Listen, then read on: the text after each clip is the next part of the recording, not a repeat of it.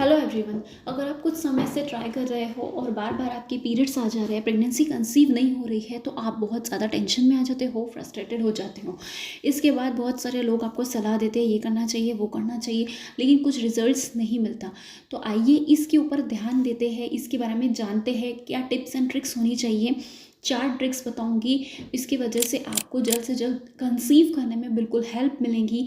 और जो ट्रिक्स है वो एक तरह से आप लोगों के क्वेश्चंस होते हैं जो जिसके आंसर्स देकर आपको मैं बता दूंगी कि किस तरह से आप इसको फॉलो करें, तो ये रिज़ल्ट आपको ऐसा देगा कि आपको जल्द से जल्द आपको प्रेगनेंसी कंसीव हो जाएंगी।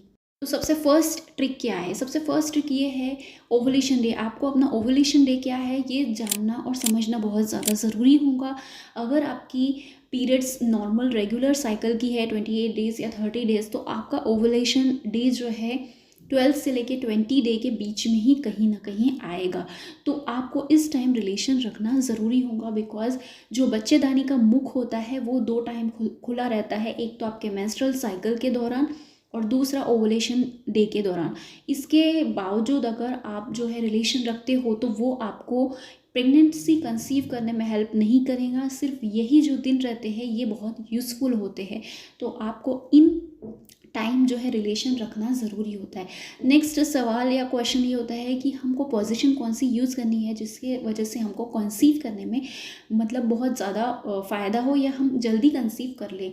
तो बहुत सारे लोग जो है रिकमेंड करते हैं डॉग स्टाइल करो या फिर ये वो जो भी स्टाइल अलग अलग होते हैं, लेकिन आप जिस स्टाइल में कंफर्टेबल हो नॉर्मली आप वो स्टाइल को फॉलो करो। आप उसी के ऊपर जो है टिके रहो, तो आप जो है जल्दी कंसीव कर लोगे।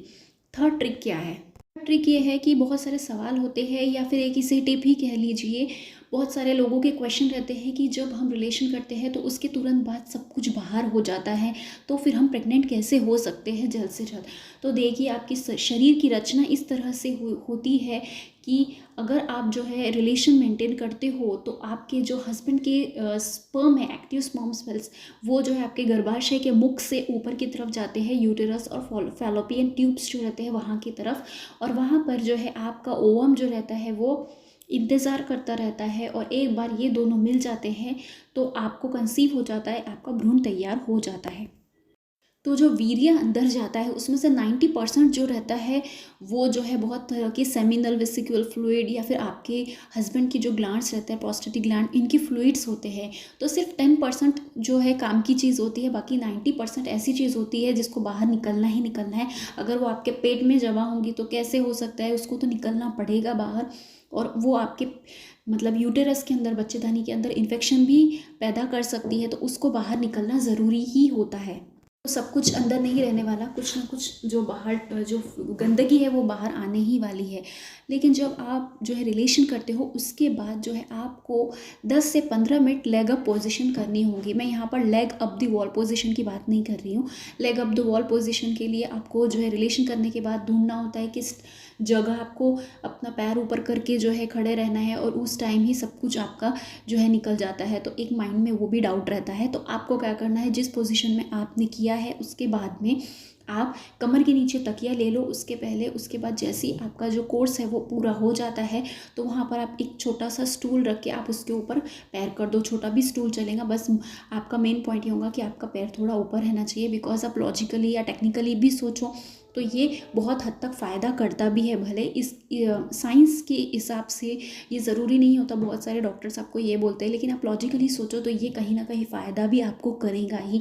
तो आप सिर्फ 10 या 15 मिनट जो है आप अपने पैर ऊपर करके रहिए, तो आपको इसमें ज़्यादा से ज़्यादा चांसेस हो जाते हैं कंसीव करने के लिए।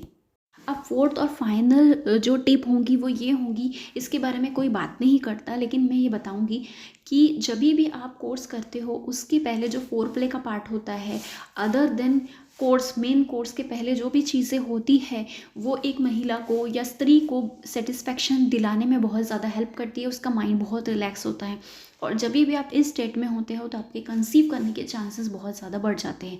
शायद ये पुरुषों के लिए इतना ज़रूरी नहीं होता, लेकिन एक फ़ीमेल के लिए बहुत ज़्यादा ज़रूरी होता है।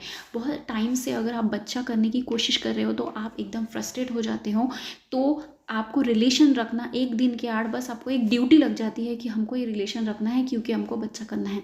तो इस टाइम पर भी आपको कंसीव नहीं होता बिकॉज आप वो पूरे मन से नहीं कर रहे होते।